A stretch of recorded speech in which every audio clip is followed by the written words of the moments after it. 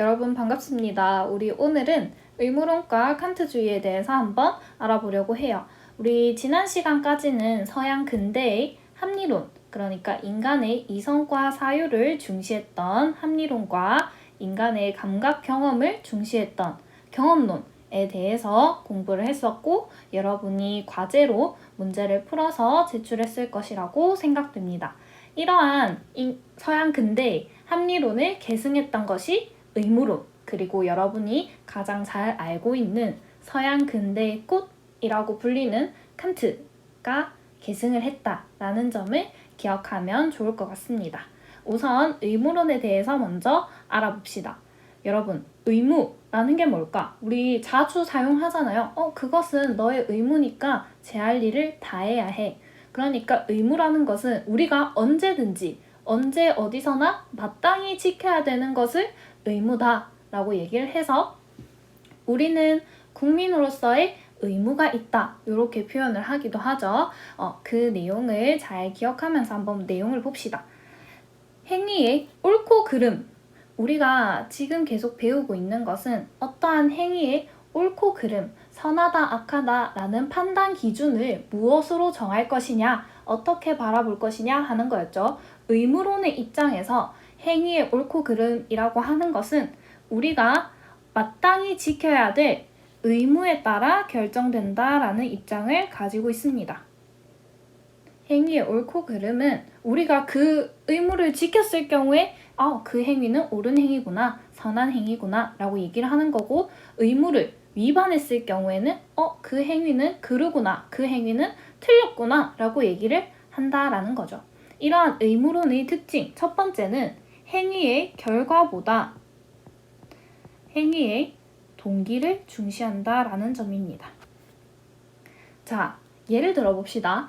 행위의 결과, 예를 들면 내가 집안일을 도와드리면 어머니가 용돈을 주시겠지? 라는 그 용돈이라는 결과, 행위의 결과보다는 행위의 동기, 즉 행위를 하는 이유, 이 경우에는 의무론의 경우에는 그것이 나의 의무이기 때문에 마땅히 해야만 한다 라는 그러한 행위의 동기를 중요시한다라는 걸 알 수 있습니다. 그러니까 그 자체로 옳기 때문에 우리에게 의무로서 다가오고, 그것은 우리가 언제 어디서나 마땅히 지켜야 한다라고 얘기를 하는 거죠.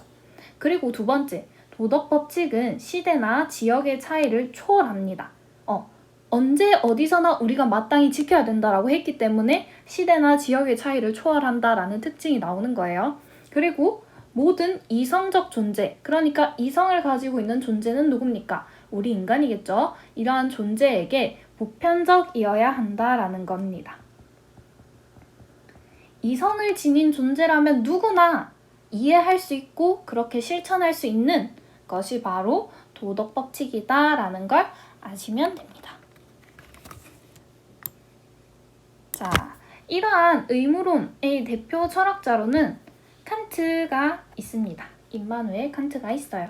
우리는 이 칸트의 사상을 이해하기 위해서 칸트가 인간을 어떻게 바라보았는지에 대해서 먼저 알아야 됩니다. 자, 여러분, 인간은 동물과 공유하는 성향이 있고 동물과 공유하지 않는 성향이 있죠. 인간만이 가진 고유한 능력이 있어요. 우리는 이제까지 이것을 이성이라고 하고, 동물과 공유하는 것을 경향성 혹은 자연적 경향성이라고 합니다. 적어볼까요? 자, 인간은 그래서 이중적 존재라고 부릅니다. 이중적 존재. 그러니까 두 가지의 성질을 지니고 있다라는 거예요. 첫 번째로는 인간만이 가지고 있는 고유한 기능인 이성을 가지고 있고, 또한 자연적 경향성.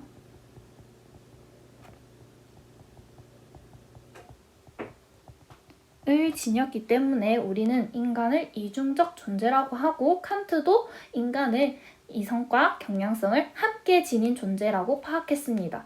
자, 여기에서 말하는 경향성이라는 건 뭘까? 여기 자연적 경향성 둘 다 같은 말입니다. 경향성이라는 건 무엇일까? 인간이라면 누구나 가지고 태어날 수밖에 없는 자연적인 성향을 자연적 경향성이라고 하고, 예를 들면 뭐 쾌락을 추구한다든지 고통을 회피하고자 하는 성향, 혹은 타인에 대한 동정심, 이러한 감정들을 자연적 경향성이라고 합니다. 자, 이제 칸트가 생각했던 인간은 어떤 특징을 가지고 있는지 한번 봅시다. 첫 번째, 칸트는 인간을 자율적 존재라고 보았습니다. 여기에서 말하는 자율, 그러니까 스스로 자자의 법칙 율자입니다. 그러니까 자신의 욕망이나 남의 명령에 의존하지 않고 스스로 객관적인 도덕 법칙을 세워서 그것에 따르는 것을 자율적이라고 하는 거죠. 예를 들면 우리가 자율학습을 한다라고 했을 때 자신이 스스로 계획을 세워서 공부를 실천하는 것을 우리는 자율학습이라고 하잖아요. 그런 것처럼 칸트도 인간은 스스로 객관적인 도덕 법칙을 세울 수 있고 그것에 따를 수 있는 존재다라고 본 거예요. 자, 그 내용을 한번 세부적으로 봅시다. 자, 기억. 동물과 달리. 자, 동물이랑 인간은 공유하고 있는 성향이 있다 했어요. 아까 전에 자연적 경향성을 함께 지닌다라고 했죠. 그런데 인간은 동물과 달리 자신의 이러한 본능적 욕구, 즉 자연적 경향성을 극복할 수 있는 존재라고 보았습니다. 자, 또한 스스로 도덕 법칙을 세워서 준수하려고 하고 그것에 따르려고 하고 자신의 선택과 행위에 책임을 질 수 있는 존재라고 보았어요. 자, 다시 정리합시다. 자, 칸트는 인간을 자율적 존재라고 보았습니다. 여기에서 말하는 자율이라는 것은 스스로 객관적인 법칙을 세워서, 여기서는 도덕 법칙이겠죠. 도덕 법칙을 세워서 그것에 따르고 책임을 질 수 있는 존재라는 거죠. 이해가 됐습니까? 자, 그리고 두 번째, 칸트는 인간을 선의지를 지닌 존재라고도 표현을 합니다. 선의지. 그러니까 의지는 의지인데 선한 방향의 의지를 의미합니다. 자, 그 자세한 내용을 한번 봅시다. 첫 번째, 기억. 행위의 결과. 행위의 결과. 칸트가 생각했을 때 행위의 결과라는 건 수많은 변수랑 우연에 따라 달라집니다. 그러니까 내가 어찌할 수 없는 부분이에요. 그쵸?